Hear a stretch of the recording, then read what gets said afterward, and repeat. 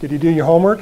Did you book a cruise? Well, if you didn't, you put this video on pause right now and get on the phone with your travel agent, because I want you to experience what real pampering is like so you can transfer that to your fundraising event. Okay, we're going to be talking about the tasks that need to be accomplished to make sure that our objective number one gets met. Remember, objective number one is to make people feel important, and we do that by pampering and entertaining. So we'll talk about the tasks that make that happen now.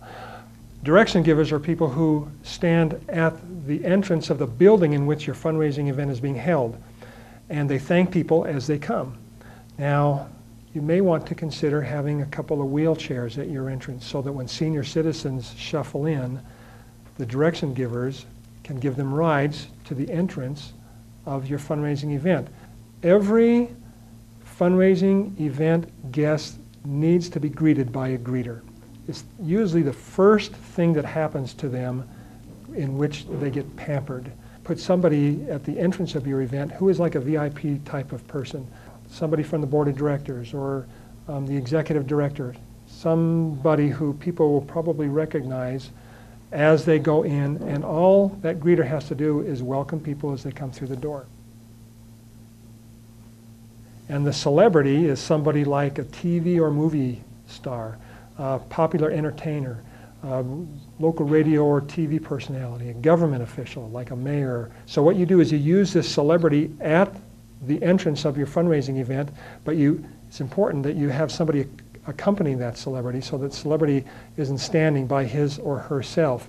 And another reason to accompany the celebrity is because you want to help by welcoming people in so there's not a bottleneck there talking with the celebrity. The next thing we want to talk about is food. You want the food to appeal to the masses. So that means do not experiment with exotic dishes. I was at a fundraiser once where they had rice with something on it, and the something on it wasn't very good. Rolls tend to fill up people, and so by the end of the meal, they feel stuffed, and that's what you want them to feel. You want them to feel like they've really had a good meal. And I also suggest that you have two different kinds of desserts, because if the husband has one dessert, the wife has another kind of dessert, then they tend to share back and forth, which is kind of fun. I've done that a few times. Also, keep in mind that eating in and of itself is entertainment, and as long as the guests are feeling entertained by eating, they're not going to leave.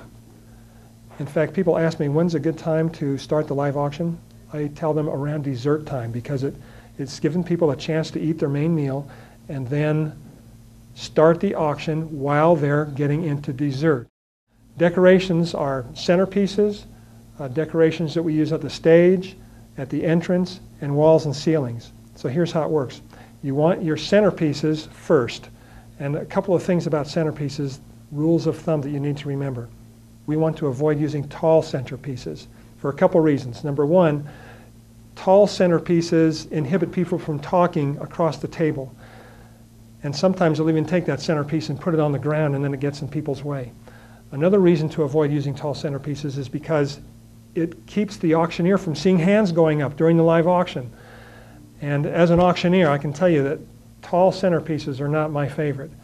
And especially, please avoid using helium balloons. Makes it very difficult for the auctioneer to see people bidding. Okay, so after you've spent money on your centerpieces, if you have some money left, you may want to put some decorations up on your stage, behind the stage and to each side of the podium. Well, as you can see, that the auctioneer can also be a decoration. I don't know how they got that guy to wear that. So after you have spent money on your stage decorations, then you may want to spend some money on your entrance decorations.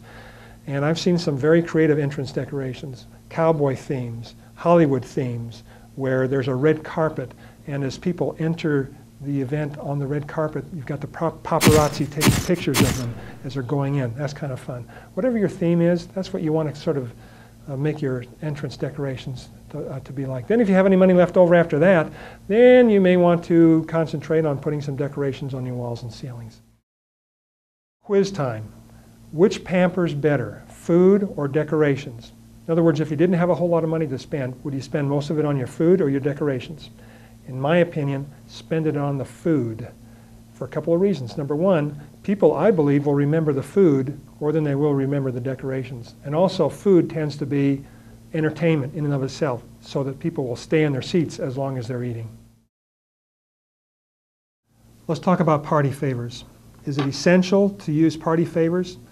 Well, all you have to do is remember that the reason that we use party favors is to make our guests feel important.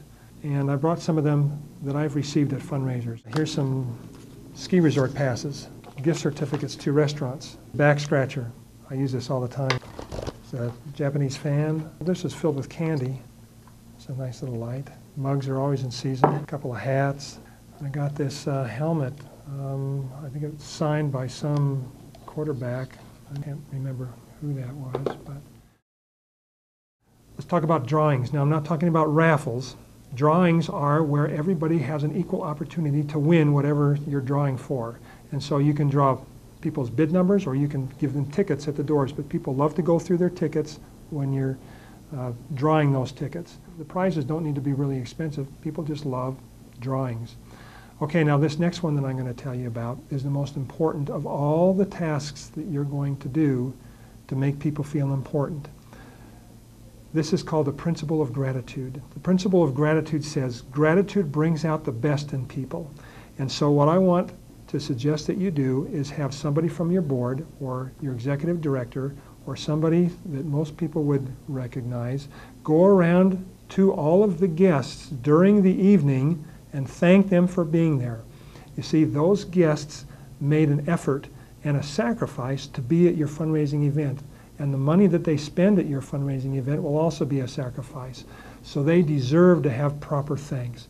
So please make sure that everybody gets a thank you while they're there at your event.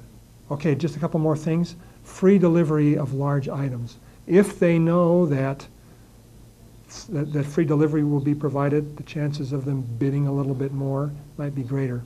Also, there's people who buy armfuls of things at the live and silent auction to take to their car afterwards. Wouldn't it be nice if you had some volunteers to help them take them to their car? It would be the last thing that they remember from the event. Now, if there's some things that you do to make your guests feel important that I haven't covered, email me about it and we'll put them in a future segment. So, that's all for now. Until next time, may you find success shaking the money tree.